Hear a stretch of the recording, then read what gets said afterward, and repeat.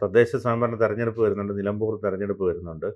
സ്വാഭാവികമായും അതിന് മുന്നേ ഇത്തരത്തിൽ ഒരു അന്വേഷണം അല്ലെങ്കിൽ മൊഴിയെടുപ്പ് ഒക്കെ മുഖ്യമന്ത്രിയുടെ മകൾക്ക് എതിരെ വന്നാൽ അത് CPMനെ സംബന്ധിച്ചിടത്തോളം പ്രത്യേകിച്ച് മുഖ്യമന്ത്രിയുടെ പ്രതിച്ഛായ അത് ദോഷകരമായി ബാധിക്കും. സ്വാഭാവികമായും ഇത് തടയാൻ നിയമ നടപടികളുമായി അതല്ലെങ്കിൽ നിയമവിദഗ്ധരുമായി ആലോചിച്ച് ഒരു തീരുമാനത്തിലെത്താനുള്ള സാധ്യതയുണ്ട്. അതോടൊപ്പം തന്നെ മുഖ്യമന്ത്രിയുടെ മകൾ ഇവിടെ നിന്നും കേരളത്തിൽ നിന്നും മാറി നിൽക്കാനുള്ള സാധ്യതകൾ ഇതൊക്കെ മുന്നിൽ കാണുന്നുണ്ട്. അത് ഏത് തരത്തിൽ വൈകിപ്പിക്കാൻ കഴിയും? അത്തരത്തിലുള്ള നടപടികളുമായി എങ്ങനെയായിരിക്കും ഈ മുഖ്യമന്ത്രി അല്ലെങ്കിൽ മുഖ്യമന്ത്രിയുടെ മകൾ മുന്നോട്ട് പോവുക? അതായത് നിയമപരമായിട്ടുള്ള എല്ലാ പഴുതുകളും അവർ ഉപയോഗിക്കുമെന്നുള്ള കാര്യത്തിൽ സംശയമില്ല. പക്ഷേ എല്ലാ വഴികളും എല്ലാ നിയമവിദഗ്ധരില്ല.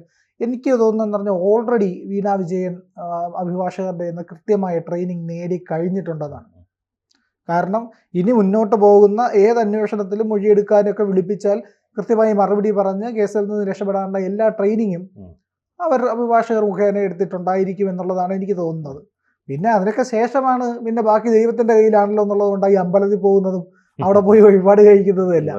പക്ഷേ ഇതിലൊന്നും രക്ഷപ്പെടാൻ കഴിയുമെന്ന് എനിക്ക് തോന്നുന്നില്ല. കാരണം ഇത് ഈ CMRL ഇടപാട്, ഈ പറയുന്ന മാസപ്പടി എന്ന് പറയുന്ന പ്രശ്നത്തിനെ പറ്റിയുള്ള വിധി എഴുത്ത് ഇനി കോടതികളിൽ നിന്ന് വരുന്നതിന് മുൻപേ ജനങ്ങളിൽ നിന്ന് വരും.